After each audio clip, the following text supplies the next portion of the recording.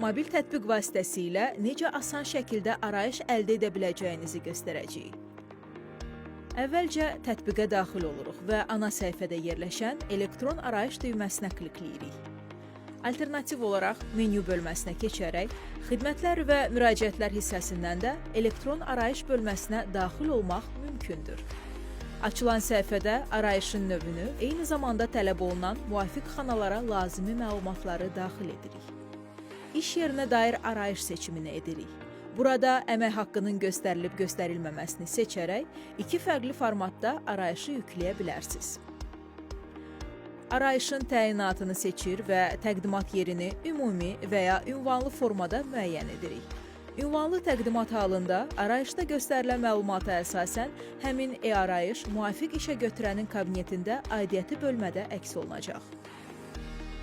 Daha sonra sənədin etibarlılıq müddətini və istəyə uyğun olaraq elektron poçt ünvanınızı daxil edirsiniz. Şəxsi məlumatlar sistem tərəfindən avtomatik olaraq arayışda əks olunacaq. Təsdiq et düyməsini kliklədikdən sonra arayışınız hazır olur.